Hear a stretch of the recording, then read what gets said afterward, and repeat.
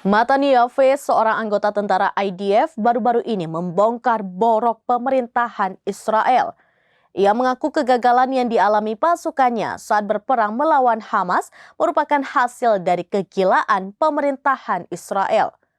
Yaffe mengungkap ia dan teman-temannya seharusnya bisa mengalahkan Hamas. Namun hal itu tidak akan terjadi sebab kekuatan dan kemampuan IDF kurang, bahkan terbilang nol. Belakangan beredar postingan seorang pria yang mengaku tentara Israel dan berperang melawan Hamas mengecam kegagalan yang dialami pasukannya. Ialah Yaffe, salah satu di antara pasukan pertahanan Israel atau IDF. Ia membocorkan kegilaan yang sudah dilakukan pemerintahan Israel terhadap militernya.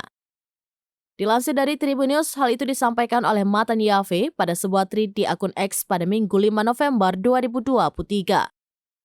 Pada bio sosmed X-nya, Yaffe tampak menggambarkan bahwa dirinya sebagai seorang patriot Israel yang bangga, namun ia justru mengutuk kepemimpinan Israel.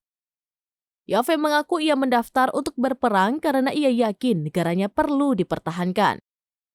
Mengingat serangan Hamas pada 7 Oktober lalu di Israel Selatan menewaskan 1.400 orang dan 240 orang disandera. Namun Yaffe mengaku bahwa motivasinya dalam berperang membela Israel menurun dari hari ke hari. Hal itu karena kegilaan yang dilakukan pemerintahan Israel tanpa henti dengan menyerang Gaza terus-menerus.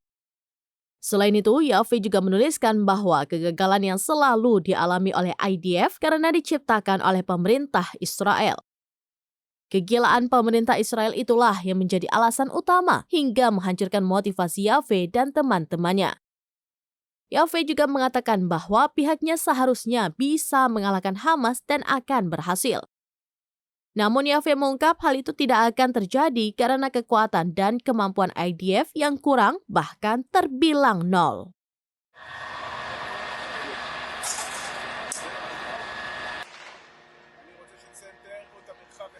Demikian informasi terkini Syedar Alun. Saksikan terus beragam informasi lainnya. Jangan lupa like dan share seluruh akun serambines.com. Download Tribun X sekarang, menghadirkan lokal menjadi Indonesia.